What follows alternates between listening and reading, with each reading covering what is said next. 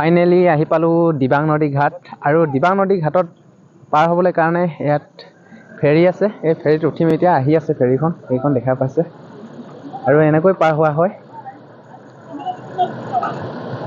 আমি ইয়াত উঠিম এতিয়া। কেনে লাগিছে জেগাবোৰ? ভাল লাগিছে, বহুত ভাল লাগিছে। চাপৰি এৰিয়া হয় নাই? আৰু এনেকৈ নাৱত বাইকবিলাক উঠাই লোৱা হৈছে, দেখিবলৈ পাইছে।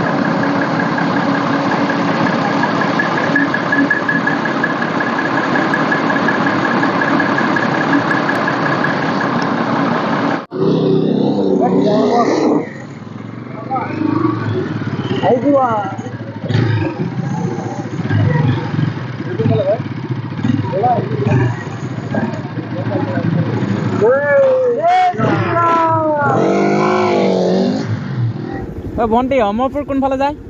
অমৰপুৰ চিধা আহিছিলোঁ অমৰপুৰলৈ আহোঁতে মানে চাপৰি লিখীয়া এটা ৰাস্তাত আৰু এনেকৈ বাইক পাৰ কৰিব লাগে। ইয়াত দেখিছে পানী আছে মানে ইয়াত আৰু চেন কেবল দিয়া আছে এনেকৈ। এতিয়া এনেকৈ পাৰ হৈ যাম। ফাইনেলি আহি পালোঁ অমৰপুৰ আৰু অমৰপুৰ কাৰ ঘৰলৈ আহিলোঁ আপোনালোকক সকলোখিনি দেখুৱাম। চোতালৰ আগতে খুব সুন্দৰ মানে ইয়াত কবি ৰুই থৈ দিছে। এয়া কবি পুলিখিনি অলপ দেখাই দিবলৈ চেষ্টা কৰিছোঁ। কিমান সুন্দৰ লাগিছে নহয়নে?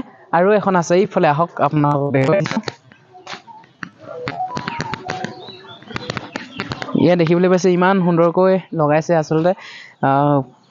ইয়াত মাটি দিছে আৰু এইফালে টিং লগাই কিনে খুব ধুনীয়াকৈ ৰুইছে আচলতে, খুব ভাল হৈছে। আহি গ'লোঁ টিকটক ধাবা, লৈছোঁ গৰম চাহ। এয়া লগতে এইটো কি? ভেজ পকৰা। খাওঁ পিয় মস্তি কৰোঁ।